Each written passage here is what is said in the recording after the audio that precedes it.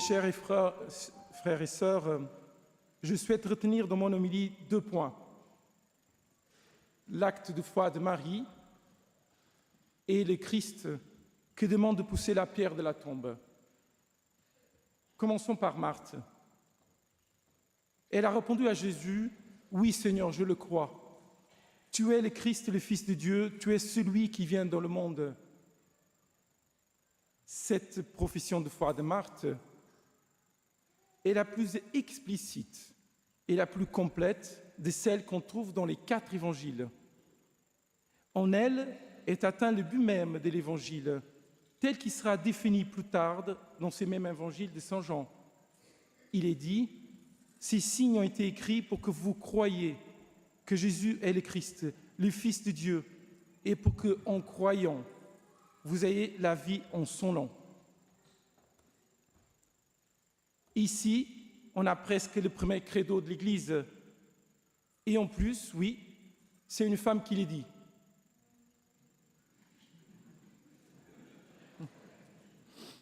Je te laisse après gérer ça.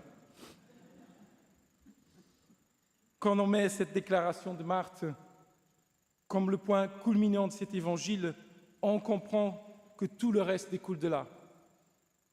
J'ose dire que ce miracle aurait même pu ne pas s'accomplir, que l'essentiel était déjà là. Qu'il soit dit que Jésus est le Christ, le Fils de Dieu, le Messie. Marthe l'a déclaré sans même attendre que Jésus ressuscite Lazare. Sans attendre la résolution de sa souffrance, Marthe a posé cet acte de foi immense. Et pourtant, combien de tristesse et de souffrance elle était en train de vivre.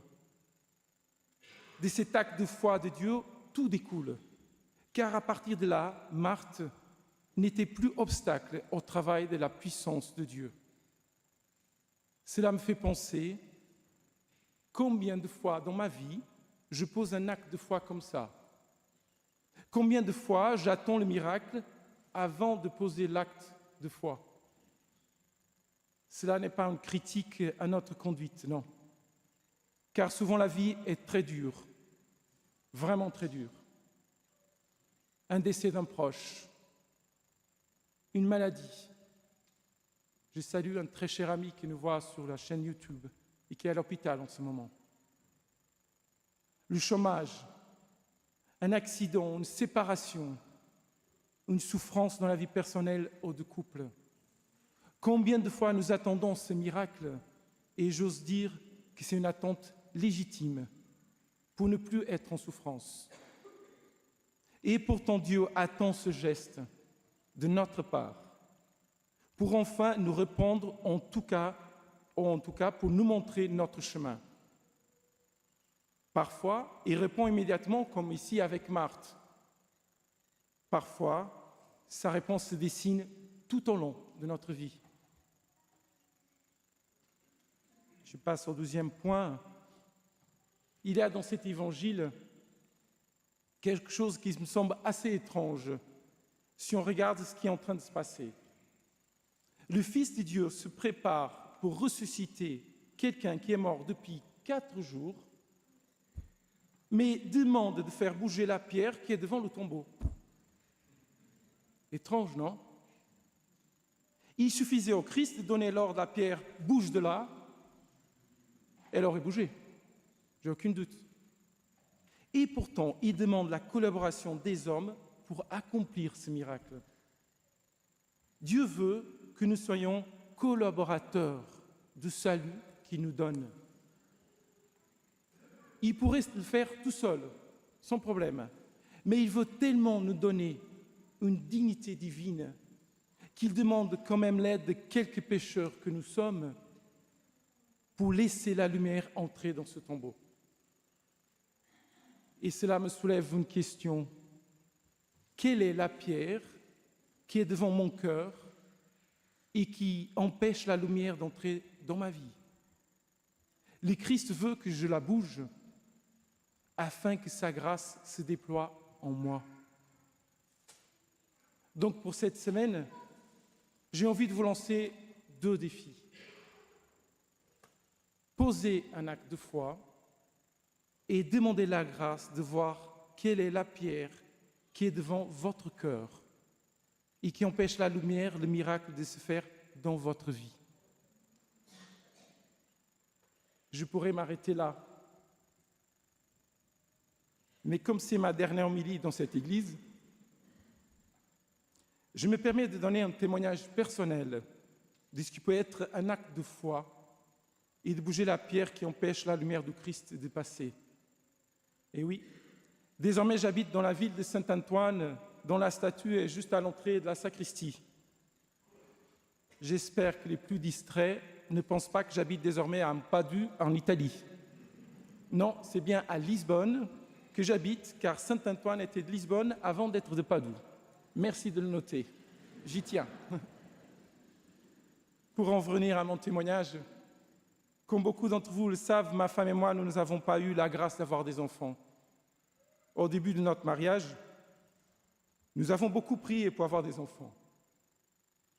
Au bout de quelques années, nous ressentons une tristesse, une révolte, une injustice face à cette situation. Une sorte de tombe commençait à se creuser en nous.